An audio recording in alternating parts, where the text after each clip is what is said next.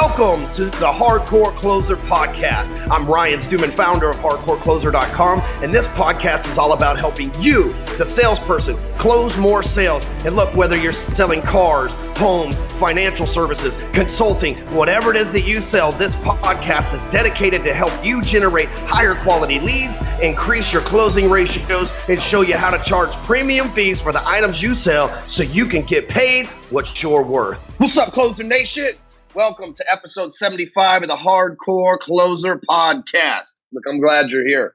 If this is your first time, be sure you check out all of our previous episodes. There's at least 74, right? I don't know at what point in the game you're listening to this episode, but there's at least 74 other episodes, so have your feel at it. Here's what we ask every single, matter of fact, hold on. Let me take a deep breath for a second here. The other day, somebody hit me up on Facebook. And they sent me a message and they said, hey, man, I love your show, but I always skip the first 5 minutes. And I thought, well, that's an asshole move. The first 5 minutes, how we pay our bills, right? And he's like, but like you're predictable. I always skip the first 5 minutes because you always say the same thing. And I don't. Obviously, I'm telling this story now. This is not something I've said before. But I'm going to keep doing it this way because reviews are the fuel that drives us, right? Like, reviews are the things that allow us to get in the front page of iTunes and be a top podcast. I see my friends emailing because I'm on a lot of my friends like that are internet marketers. I'm on their list, and I see a lot of my friends talking about they'll mail to their list and all these other things and trying to keep their show in the top whatever on iTunes. Our shit stays up there because of you people. We stay in the top 50 podcasts all the time because of you people. And I appreciate that. And it's because I ask you every single week to leave a review on iTunes because that's something they take into account. It's important to iTunes. They want to know that people are actually listening to this, and that's how we do it. And matter of fact, I think right now we're somewhere around, I could be a little wrong, but I think we're somewhere around 50,000 downloads a month too. So that's pretty exciting between, YouTube and iTunes and everything else to think that 50,000 a month. I mean, like that 50,000 people are listening to this crazy ass show. So I really appreciate that. If you haven't ever left me a review, leave a review on iTunes. Open up the podcast, select THC podcast. You're probably listening to it right now. Just hit the damn review button and say something cool. That's all I'm asking. Because listen, I've got this mission to reach 300 million salespeople, and iTunes is one of the obviously 50,000 added to that number every single month. And so I need your help. That's all I'm going to say. Let's just be like Jason Cleveland right here. He says, his review says, phenomenal. 5 stars. Jason Cleveland right here. He says, listen to Ryan and take notice in your bank account. The Hardcore Closer speaks the truth, even if it hits you straight across the face. P.S. Producer Robert sounds like a DJ from a strip club that has $10 lap dances. I keep thinking he's going to introduce Candy with the C-section to the stage. That's what I'm talking about. See, we'll read crazy shit on the air too. This is the first time I've read this. It's hilarious. Robert does kind of sound like a strip club DJ that would give $10 lap dances. And for those of you that aren't familiar with the strip club industry, a $10 lap dance is cheap as hell, right? That's why Candy's got a C-section scar on the stage there. So I appreciate that, Jason Cleveland. Actually make me laugh a little bit. But here's the thing. You can leave us a review. And you can pitch your business. You can put your website in there. You can put your phone number in there. Write it down. Take a picture. I don't give a fuck. We want to promote you when you help us. So I appreciate that, Jason Cleveland. Cleveland is the city where we come from. Anyway, so before we jump into the episode, I want to talk to you about a couple of things. The first thing is I believe that salespeople in general, and this goes for business owners and stuff too, but I'm just going to use the coin the term salesperson here. But I believe everybody is a good salesman. I think that if you are selling the right product and you're passionate about it and you love it, you're a good salesperson. That's why some multi-level marketing people that sell berries, potions, and lotions are some of the best salespeople on the planet because they're passionate about whatever it is that they say. I know some people when I used to be in the multi-level marketing world, and they would take these pills or whatever the fuck fake shit they sell in that world, right? And the placebo effect would kick in and they would think that they healed from cancer and their fucking knees don't hurt and all this other shit. And so they became passionate. They would get a result and then they would go on fire. They would get on fire. They'd be lit as fuck because of that result. and they would be passionate about it, selling it to other people. We would watch them go on to become diamonds and make $10,000 and $20,000 a month and so on and so forth because they believed in what it was they were selling. We always see we'll just stick to multi-level marketing. We always see the commercials where it's like, I was a housewife. I had no experience in sales and I wasn't sure about what I was going to do with my life. And then a friend offered me Amway and now I got a motherfucking Learjet in the runway, right? Like we've all heard that similar story. And here's what I do know, that a lot of salespeople are selling the wrong shit, right? I'm just going to be comical here, but you're passionate about Pokemon, but you're selling Forbes, right? When there's plenty of Pokemon swag that you could sell and make money if that's what you're passionate about. You're passionate about the Dallas Cowboys, but you're doing mortgages, right? And you think, well, there's no money in being passionate about the Dallas Cowboys. That's bullshit, man. That is bullshit. There is a bunch of people that make money from their passion. There's somebody who owns a store in the mall right now that's making a shit ton of money selling Dallas Cowboys swag. You can get a license from the Dallas Cowboys and you can sell that shit online, right? If you're passionate about whatever it is that you like, I think this is the problem a lot of salespeople go through is they just take a job, not the job, right? It's like any job will take me. What do you think? You got to think about jobs like a significant other. You're going to be married to that thing. You're going to spend more time in your sales job and with the people that you work with on the sales floor than you will with your family, your friends, because we're 10 hours a day on the sales floor. And then when you get home, you got 2 or 3 hours, you got to go to sleep, right? I mean, you got to be able to catch up on your rest to be able to work those 10-hour days. And what happens is a lot of salespeople, they regret their job. They just take any old job. And they don't think of it like you get married. Like when you get married, you're not just going to marry any old hoe, right? You're not going to get married to a thought. You're not going to get married to Candy with the C-section scar with the $10 lap dances. You're not going to do it. But yet a lot of people treat their jobs that way. We get married to our job and then we just take any old job, right? Oh, you'll hire me? Oh, you think that I'm accept? Oh, yeah, I'll sell cars for you. I hate insurance. I'll sell insurance for you. I hate financial advising. I'll sell financial advising for you. We just, like most of us, we're insecure because, like, let's just be real. We'll get deep here for a minute. Most of us are insecure because we came from poor backgrounds. We didn't have the best parents. We don't have an Ivy League silver spoon shoved up our ass. And so we go out into the workplace and we look for a job. We don't look for the job, right? Like if you're passionate about something and you show up and you talk to the hiring manager and he sees that passion in your eyes, like if you're passionate about something, first of all, you got some experience with it. Second of all, he sees that confidence and that passion in your eyes, or she sees that confidence. Who am I to assume the gender, right? I say that every episode now because I think it's hilarious. But what happens is they see that passion and they want that in their company. But the thing is, most people don't get passionate, right? Most of them just show up at a job. They're glad somebody will take them, and they spend their whole life not being in alignment with the thing that they like at work. And then work becomes a job and it becomes miserable as it becomes, instead of like my job being fun and profitable. I'm passionate about helping people get rich. I am. I wake up, go to sleep, take a piss, take a shit, think about people getting rich. That's what I think about. And I'm so passionate about it. I don't have a problem selling it. If I get on the phone with somebody, they buy my shit because I'm fucking happy. I'm passionate. I love what the fuck I do. So where I'm going at with that is when you get in alignment with the right job, the right time, the right place, then the next missing step. So first thing that I think salespeople screw up is they just take any old job, selling whatever the fuck will take them, instead of figuring out what they're passionate for. But the next step is then when they get in either the job they're passionate about or that any old job, they got to have leads. And so salespeople do the dumbest shit. We start bugging strangers. Hey, stranger, I know you was out doing some fun shit today, but look, I'd like to sell you something. And I don't get it. You start knocking on a dude yesterday. He's like, I make $200,000 knocking on doors. I'm thinking about getting into mortgages and then knocking on doors for mortgages. I'm like, bro, I'm telling you, nobody's going to give you their goddamn social security number if you knock on their fucking door. That might work for selling meat.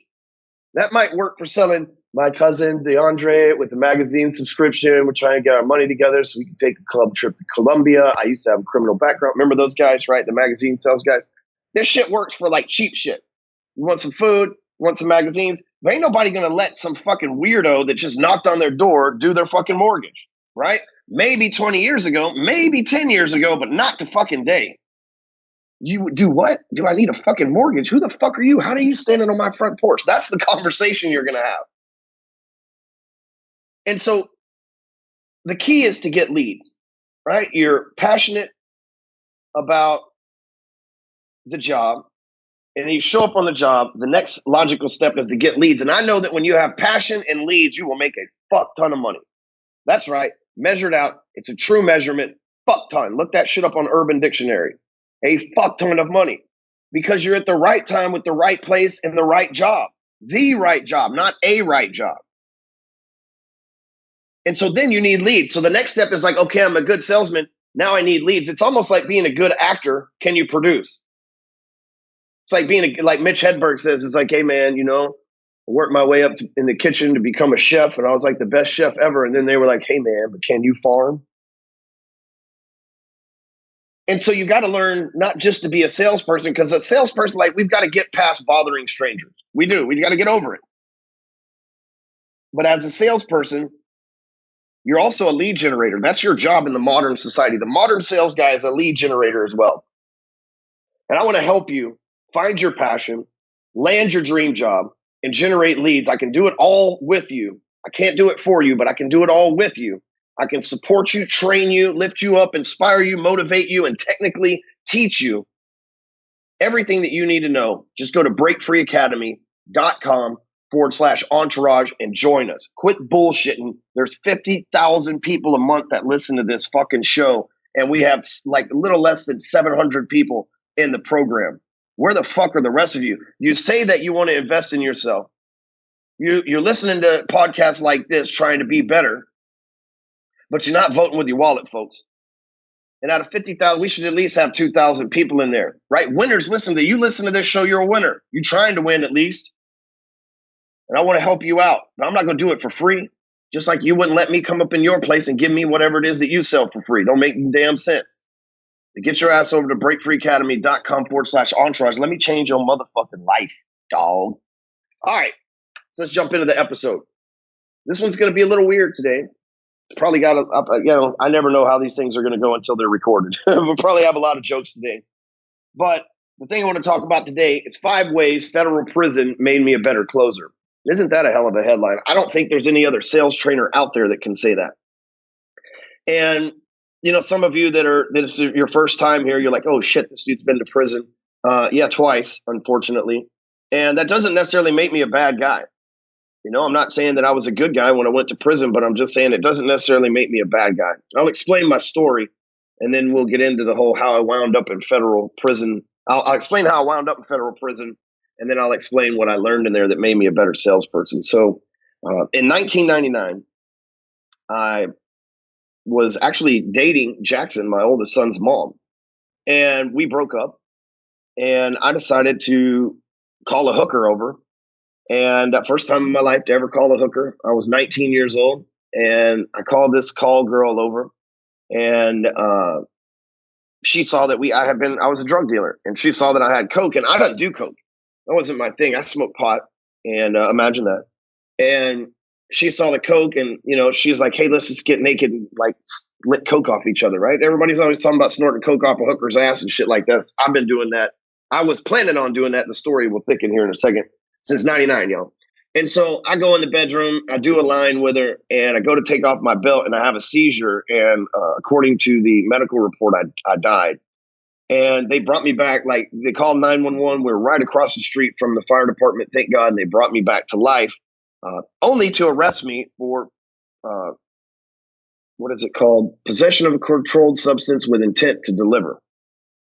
And so the cocaine that I had, they gave me a drug dealer charge. Like, they charged me for what I was. I had baggies and guns and shit like that. And, they asked me to snitch, and I didn't snitch. And so I ended up doing 2 years in state prison.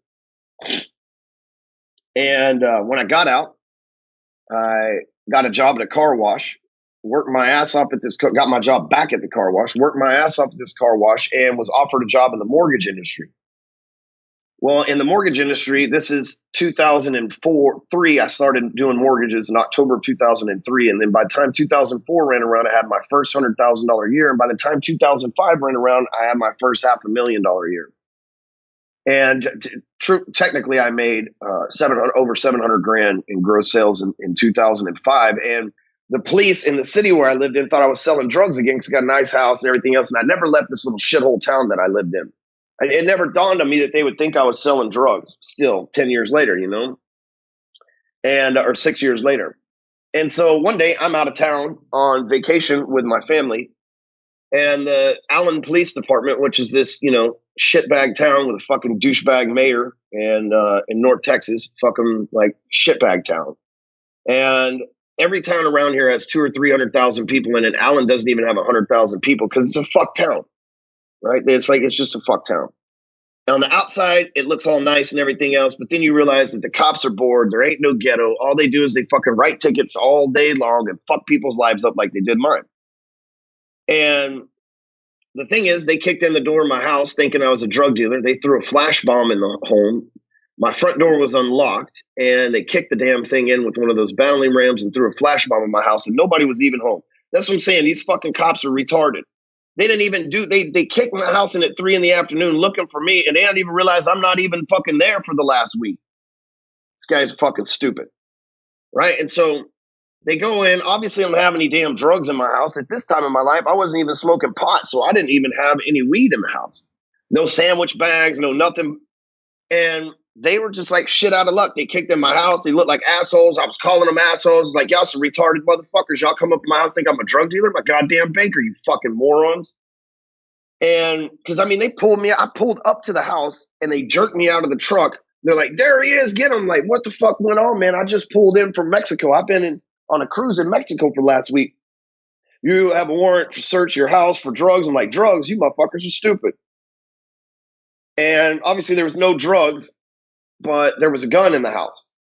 And so they charged me with felon in possession of a firearm.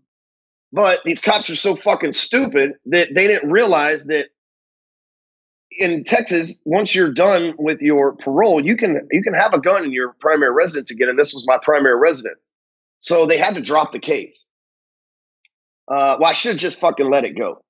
But I was pissed. These motherfuckers ruined my life. They ruined my day. I got moved out of the neighborhood. All the neighbors that think the neighbors think I'm selling dope, right? Like, it's all fucked up in my world now. I went from like this happy family vacation to these punk ass $30,000 a year fucking baton twirling fucking warriors over here that ain't got shit to do. These fat fucks kick my door in. They're wrong. Then they fucking pin me for a bullshit crime. Then I beat that crime, and the cocksuckers turn me over to the ATF because apparently the gun laws in Texas are kind of like the weed laws in Colorado. In Colorado, if you're carrying 10 pounds of pot into a dispensary and you run into a police officer, it's like, oh, hey, officer, I'm taking this dispensary. Carry on. Have a good day. Same thing with guns. In Texas, if you want a gun, you can have a gun. But if you have 10 pounds of pot and you run into a DEA agent, there's a fucking different story. You're going to prison. And so guns are the same way with the ATF here in Texas. So the ATF says, even though Texas says you can have a gun, we don't acknowledge that state's right. And they double jeopardy tried my ass and fucking put me in 15 months. They sentenced me. I signed out eventually because no one beats the feds to 15 months in federal prison. Now, I told you in 2005, I made 700 grand. In 2006, I made about the market changed. And plus I'm stressed from going to fucking prison. I made about 400 grand. And I had a lot of money saved up, furniture, nice house, few cars. 3 months into federal prison, I got married to the girl I was dating for 2 years. I got married to her so she could be the executor of my estate while I was away for 15 months. She decides to suck the landscaper's dick, and they fall in love, right? Her and fucking Justin, or whatever his name is, some fucking name, right? This guy, Dustin or Justin or whatever the fuck, they fall in love. She sends me a Dear John letter in prison. And I'm like, hey, bitch, you can't be fucking doing this shit. The fuck is wrong with you? You're just going to fucking run off with this dude that mows our yard? Like, what kind of fucking hoe-ass thought shit is that? But I love him and fucking whatever, right? And so her and fucking loser Justin, they go and they spend all my money. They take all my furniture. They take my dogs. I get out of federal prison. I got $25 to my name. Now, I'm all for threesomes, but the three-way fucking that I just took between the Allen Police Department and my now ex-wife was a little more than they can fucking take in a regular scene on Brazzers. You know what I'm saying? Like, my asshole hurt at the end of this motherfucker, and nobody warned me. So I get out of federal prison. I got no wife, no dogs, no clothes, no fucking, no nothing, not a no down, none of motherfucking nothing. But here I am now. And I seen a picture of that bitch the other day, and she's put on about 100 pounds. So it looks like Garth Brooks says, sometimes you thank God for unanswered prayers. And the whole reason I got on Facebook was so that she could fucking see me win. And now I get to, be a part of the world that's winning. It's actually funny how things work out. But man, I'd like to give a shout out to the Allen Police Department. Fuck you, cocksuckers. And to my ex-wife. I hope that dick was good, you fat bitch. All right, so let's get back into the story here. Shit gets me mad thinking about it because I know I had to go through this shit to get where I am now. I understand that. But at the same time, it still fucking pisses me off to think about all the hell that I've had to go through in my life and experience because fucking other people couldn't get their shit together. I seem to always be the guy. I'm strong. I got a strong back. And I seem to be always the guy that's like carrying other people's bullshit. And this is just a real hardcore example. But listen, man, when you get into a place like prison, it changes a person. The first time I went to prison, I went in there as like this happy 20-year-old kid. And by the time I left, man, all I could think about was stabbing motherfuckers and shit. Because I just realized I hated people. They put me in this one unit, man. There's like 6,000 people. And then like maybe 300 of them were white guys. So you can figure that it wasn't the fucking best place for a young white dude to be fucking locked up. And man, it's like, it just changed my view on people. But then when I showed up at federal prison, I got a little experience under me, right?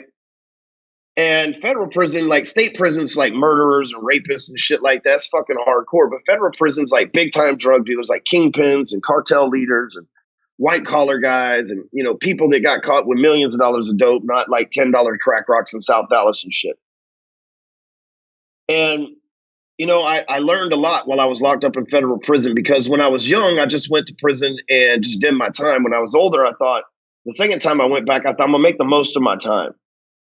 I'm going to go educate myself. I'm going to come out smarter. I'm going to come out sharper. I'm going to be in good shape. And that's what I did. But I can tell you that going to federal prison, I don't recommend this for anybody, truly made me a better salesperson. And the number one thing is it just made me more alert. I watch people's body language.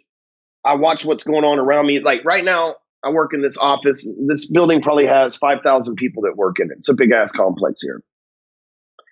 And in this building of 5,000 people, you got to park on one end of the building. It's fucking ridiculous. And walk all the way to the other. It's actually a pain in the ass. But every day on that walk, I'm not a guy that walks around looking at my phone. Like, I'm not that dude. Like, if I'm looking at my phone, I usually just pull over to the side. I don't text and drive. If I'm looking at my phone, I don't walk and drive. Like, that's not me. I'm alert. I'm looking around me at all times for a motherfucker that might shank me. You know what I'm saying? Or a motherfucker that might want to, like, get in my space. I don't like that shit. So I'm alert. I'm always looking for it. Well, I see all these people walk around here. They're just looking in their phones, man. They run into the goddamn pillars in the middle of the porta cachet and all this other shit around here. It's crazy, man. Like, people are asleep. But going to prison, you never know. Like, you could be walking in the chow line and somebody could stab you. You could be going to eat breakfast and somebody could just pop you with their fucking tray. You could be asleep in your bed. A motherfucker could run up in your cell and hit you with a can of Jack Mac tied into a pillowcase. Jack Mac's like tuna, a big ass can of tuna. Imagine that, somebody a pillowcase and the Jack Mac tuna in the bottom of it, and he hits you with that motherfucker. Trust me, it hurts. I've seen motherfuckers' heads get dented in. And so when you're in a place like that, you got to be more alert. And that's transferred over my sales because, like, when I'm actually having a sales conversation, whether it be on the phone or face to face, dude, I'm 100% attentive of that person. I'm not the guy that's doing a sales call and on the computer and scrolling Facebook and, scratching my ass. Like, I'm not that. I'm fucking focused on one thing at a time. I think that's what's made me successful as a CEO as well, is because I've learned to be alert and focus on one thing at a time. Number two is it gave me a better bullshit detector. They call us convicts, but really what we are is con men, right? We're confident. We got confidence, and we always run some kind of con game. And when you're around a bunch of snakes and shit that are in prison for running some kind of illegal con game, you start to fucking pay attention. You be more alert, but you also start to notice when people are bullshitting. Like, I am a grade A lie detector. You motherfucking lie to me, I know it. I knew it. I knowed it. I got you. Don't lie to me. My kids, my wife, my employees, my friends, everybody knows, don't lie to Stewman. That motherfucker got some kind of weird talent for spotting bullshit. And it's because, like, in prison, you can be anything you want because, I mean, they can't verify you. You could be, hey man, when I was out here, I was living like a rap video in mansions and gold nuggets for fucking pillows and shit like that. Because in prison, we all got the same uniform. We all eat the same shit. All we got is stories. And a lot of people's stories are bullshit, right? Like, a lot of people's stories that they tell themselves is bullshit, let alone the story that they're telling us. And one of the things that makes me a good salesperson, but even a better mentor, is that when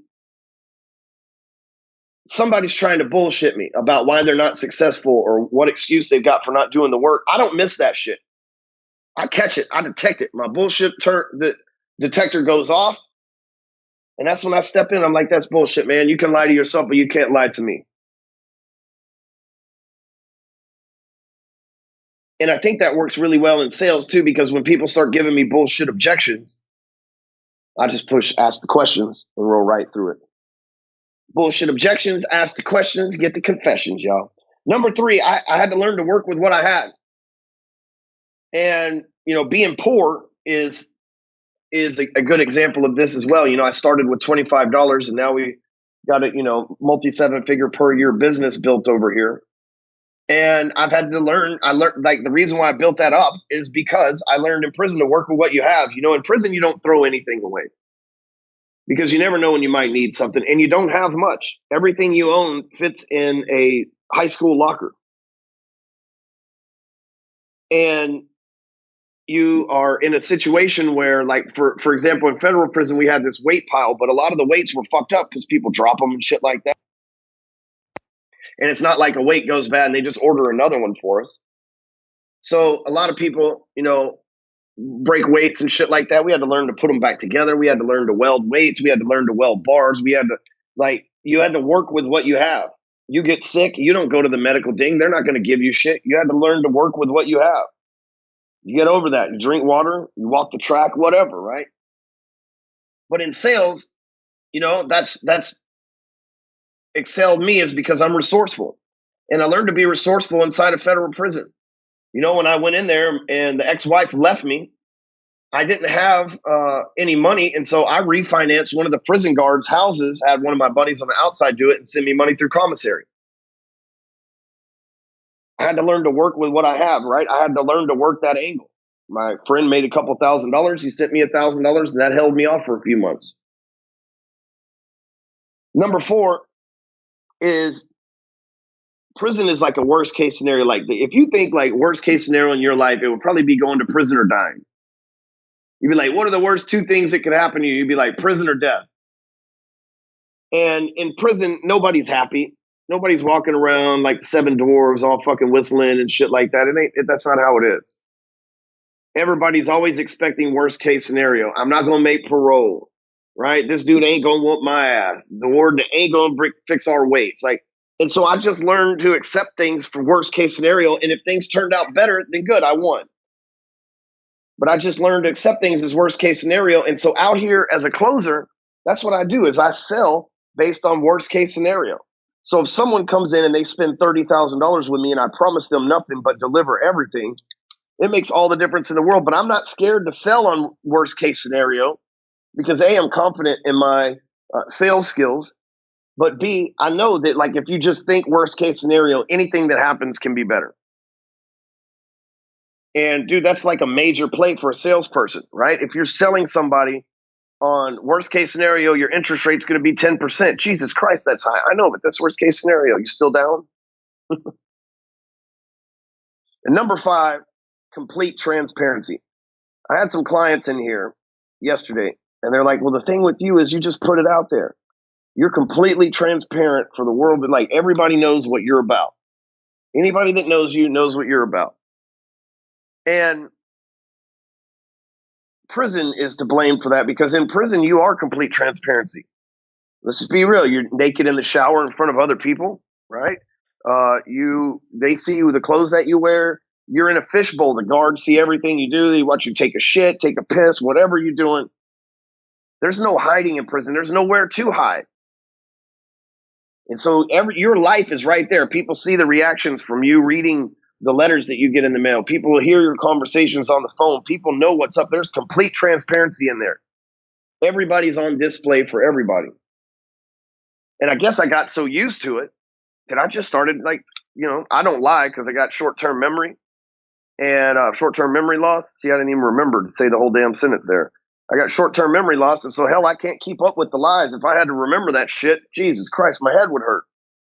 So I just agree to have complete transparency. I tell people, here's how much money I make. Here's how much profit I do. Here's what I'm going to do for you. Here's how I make money from that. Like, I've always been that way, whether it be mortgages, whether it be the internet marketing game that I'm playing now.